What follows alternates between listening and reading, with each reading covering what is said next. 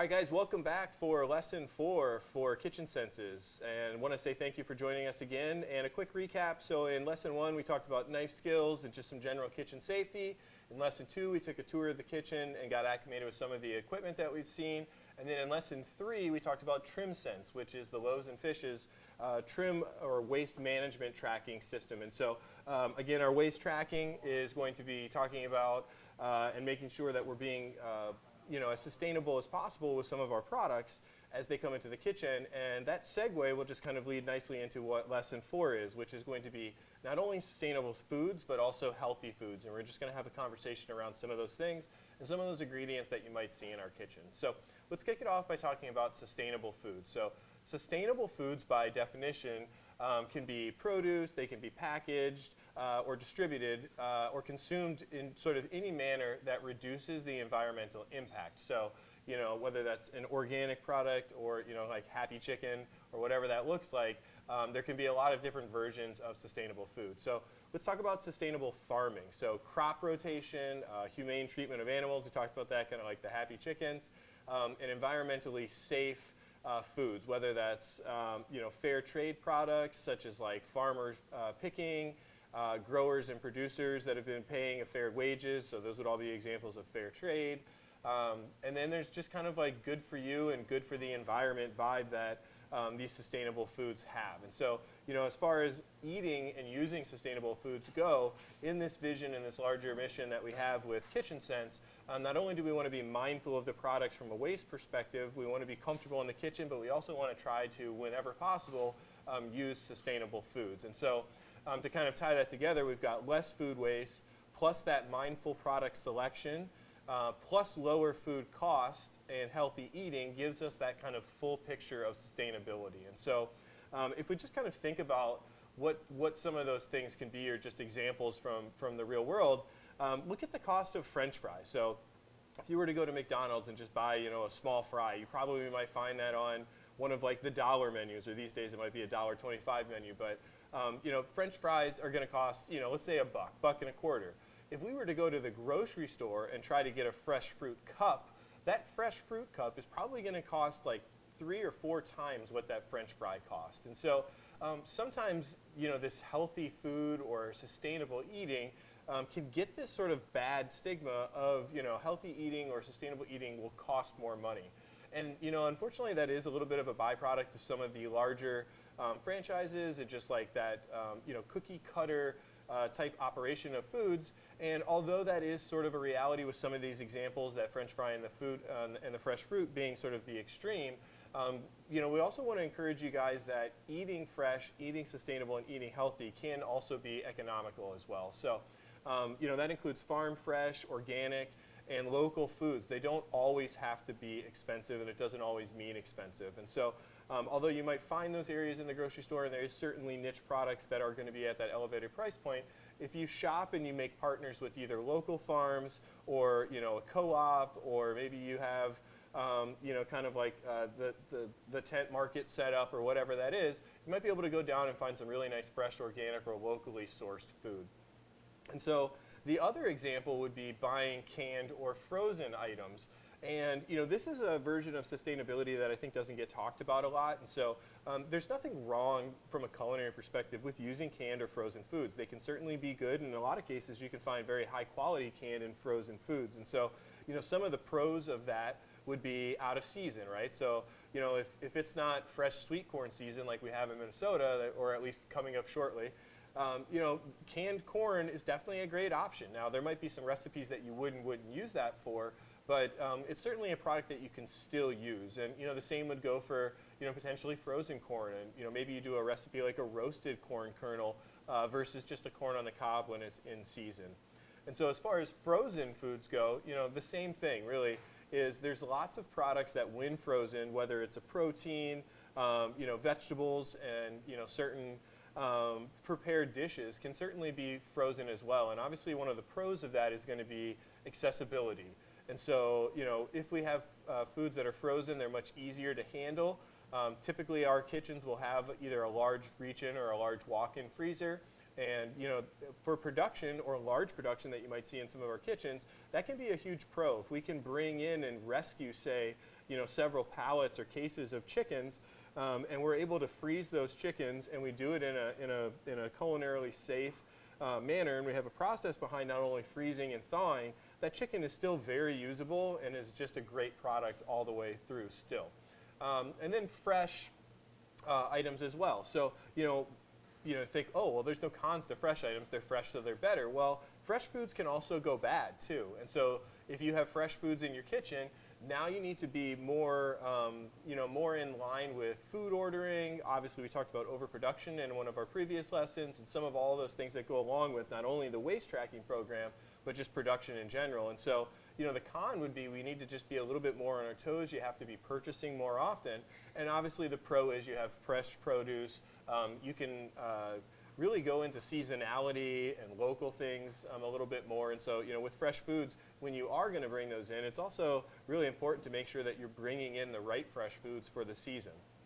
And so the next thing we'll do is we're going to talk about our sustainability partners. And so Loaves and Fishes has several partners locally that can sort of just help us get food back into the community and also to be part of our meal programs. And so one of them is Urban Ventures, and that's the kitchen that we're in here today. And so Urban Ventures, they help us get farm to market with some of their products, and we also prepare them in these kitchens. And so Fresh Connect and Loaves and Fishes would be another one. And so that is taking food from small farms and rescuing that food that potentially would have been wasted, whether it's what I would call like imperfect vegetables or something like that that maybe just can't make the cut for the grocery store, that sort of visible aesthetic standard. Those are the kind of products that instead of them just being wasted or turned to compost or whatever might happen at the farms, we're able to partner with some of these guys and make sure that this food gets out and back to the people who could potentially need it. So that's where us as culinarians step in, and hopefully we can take some of this food that either needs a little bit of love or needs to be used right away, and use some of our recipes and our resources and our talents to be able to put that food back to great use. And so just a small example here, but this is just a cabbage head. And so this cabbage head came through our Fresh Food Connect program. And, you look at it, yeah, maybe it's got a little bit of scoring and, there's like kind of a little bit of a dent there, but, really no big deal. As chefs, we're going to be able to find a recipe that will be able to either clean or trim around this. Of course, we're going to properly track that waste if we were to clean or trim it, and then put this cabbage to good use. So this, just a pretty cool example of something that came local from the farmers, hereby, and made it to our kitchen so that we can get it back out. So that was sort of the sustainability piece and all the things that tie into that. The next thing that we'll talk about is sort of healthy foods and healthy eating. And this can be obviously a large bucket, and I don't think anybody's here today to try to encourage like some certain version of a diet, or you have to eat plant-based, or any of the things that might involve healthy eating or healthy foods. But what we want to do here, or what we do want to do, is to encourage you guys to go and gather that information and give you just some like general information on some of the things that you might be interested in looking at. And so from our perspective, when we put food out and when we make our recipes, we always want to be thinking about some of these core topics that we're going to discuss here in a second, so that our recipes are well balanced and that we're not sending out meals that are extremely heavy or too light, or maybe just don't have the right the right mixture from a caloric perspective, or maybe too heavy in sodium, things like that. So again, some of the food groups that we'll be talking about or looking at is going to be like starch, dairy, proteins, fats, vegetables, and fruits. So like we all know our food groups. We've seen the triangle, we've seen the pyramid. How does that relate to our kitchens? And so again, talking about that balanced plate or that balanced diet, we want to make sure that all of these items in one way, shape, or form are trying to find their way into our recipes on a consistent basis. And so that's really important, obviously, eating a balanced diet, and that comes from product selection first. And as we just talked about, wherever possible, if we can bring those sustainable products into our balanced meals, the more we can do that, the better. And so, we kind of talked about that balanced meal. What does that look like on your plate? So not only having a balance of fruits, vegetables, starches, legumes, and protein, what does your plate look like? And so, if we have a plate and it's piled and you've got, 15 ounces of protein and maybe only 1 or 2 ounces of vegetables, and that balance of a meal is visible on your plate. The plate is one of the easiest places where we can kind of see whether or not we have that balanced meal. And so, I encourage you guys to look at your plates and take some of this information that you can find and that we're sharing to, start by looking at your plates to see if you've got a nice balanced meal. We talked about maybe some of these things being in or out of skew, and so that comes back to portion sizing.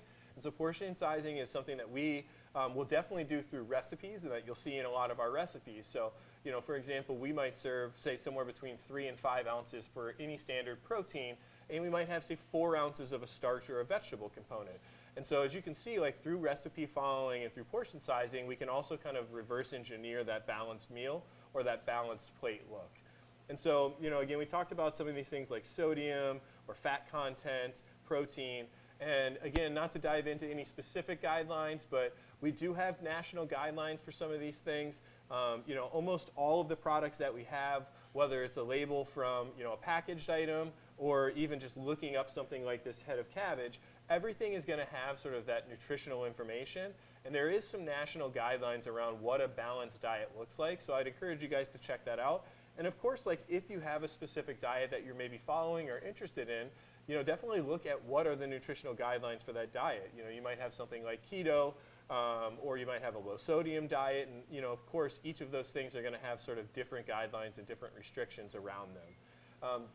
So, with those guidelines come the label, and we talked about that, a second ago, but reading that label, I think, is just as important. So they put them on everything, right? And just kind of being aware of some of those things. Like I joke sometimes when we do our healthy cooking class, like there's a lot of sodium in salt, which I know salt is all sodium, but like looking at some of those things and seeing like how much sodium is in a dish and how much salt when you add it to a dish, how much that creates extra sodium in the dish, and kind of just being generally aware of what that looks like. And that can come from just awareness from label reading or just awareness of some of the labels that might be on the recipes or attached to some of the recipes you'll find throughout the curriculum. And so again, we talked about some of these diets generally, but just a few examples. You might have a heart-healthy diet.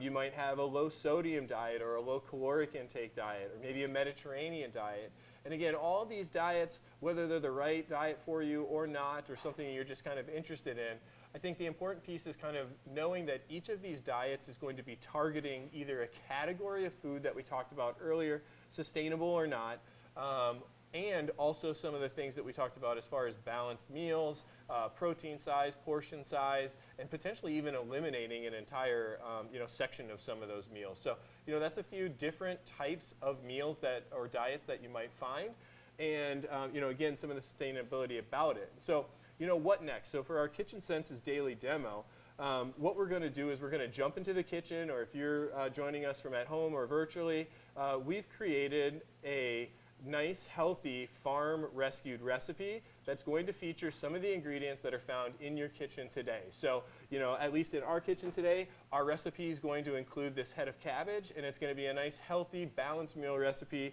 that includes a nice braised cabbage, along with some of the chickens that we also got from our local partner. And so, I encourage you guys to jump into the kitchen, find out about the sustainable products that you have from your local farm partner, and enjoy cooking that recipe from a healthy perspective. Take care, have a great day.